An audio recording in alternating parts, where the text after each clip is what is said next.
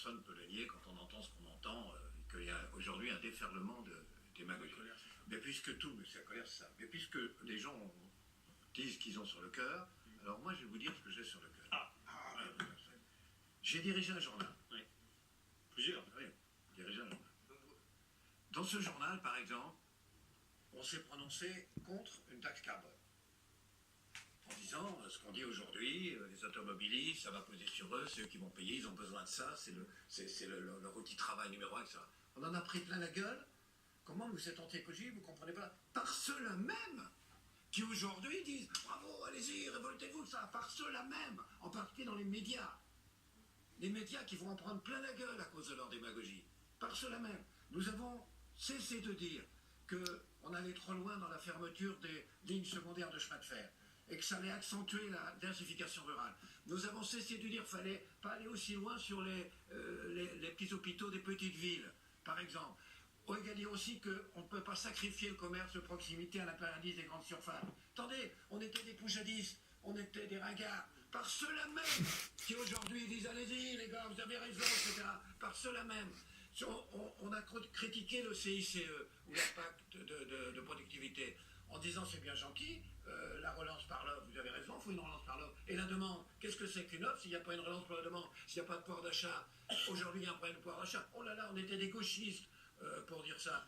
Quand on nous a dit que le problème c'était essentiel, celui du coût du travail, on dit oui, il y a un coût du travail. Enfin, ce n'est pas qu'un coût de travail, c'est aussi un structurant social. On était gauchistes pour dire ça. Et pour finir, le pire, c'est que je n'ai cessé, vous le savez, personnellement, de dire arrêtez de dénoncer sans arrêt, obsessionnellement le populisme. Tout ce qui ne vous plaît pas, c'est le populisme.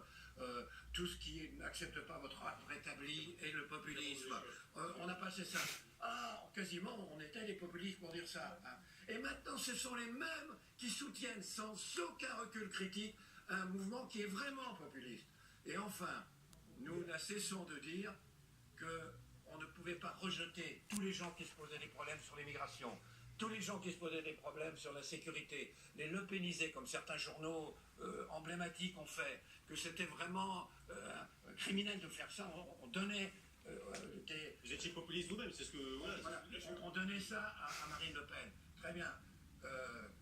C'était horrible de dire ça, ça prouvait qu'on était louche et tout. Oui. Et maintenant, les mêmes soutiennent, mais sans critique, sans recul, un mouvement qui, en partie, en effet, est initié par l'extrême droite. Vous ne croyez pas que il y a des moments où on a envie de... On est en rage aussi, et en particulier, cette démagogie médiatique, et j'ai été là-dedans.